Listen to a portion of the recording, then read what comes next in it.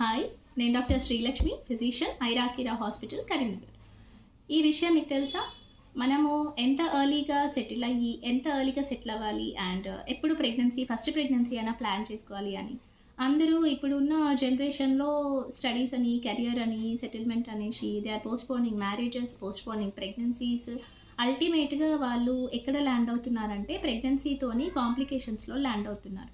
ఏముంటాయి complications? Sugar రావడం, ప్రెగ్నెన్సీలో షుగర్ రావడం, బీపీ రావడం, ఫిట్స్ రావడం, వాళ్ళకి ఇంతకుముందు లేని ప్రాబ్లమ్స్ అన్నీ కొత్తగా థైరాయిడ్ లాంటివి బయటపడడము.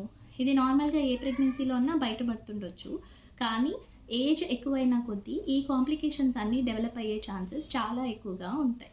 అందులో మనకి ఫ్యామిలీ హిస్టరీ అంటే ఇంట్లో వాళ్ళకి బీపీ కానీ, షుగర్ కానీ, థైరాయిడ్ కానీ, ఇంకా ఇతరత్ర వాళ్ళకి అబార్షన్స్ అయ్యే ఛాన్సెస్ ఎక్కువగా ఉన్న వాళ్ళల్లో ఈ రిస్క్ అనేది ఇంకా ఎక్కువగా చూస్తాం ఎప్పుడు మనం ఏజ్ ఇంకా ఎక్కువగా అవుతున్న కొద్దీ.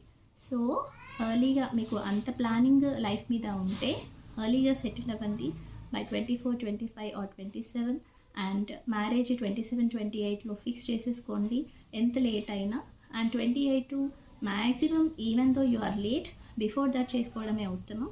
అయినా లేట్ అవుతుంది అంటే 30 లోపు ఫస్ట్ ప్రెగ్నెన్సీ మాత్రం ఖచ్చితంగా ప్లాన్ చేసుకోండి. ఆ 2 years grace period, take 1 or 2 years of grace period for understanding of both the couples. మీకు మీరు ఒకరినొకరు అర్థం చేసుకోవడానికి ఆ టైం తీసుకోండి.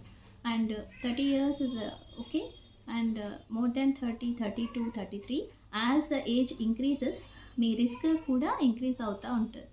మన ఇంట్లో కూడా మొండి వాళ్ళు ఉండొచ్చు, చెప్తే వినని వాళ్ళు ఉండొచ్చు. కనీసం ఈ వీడియో అలాంటి వాళ్ళకి షేర్ చేయండి.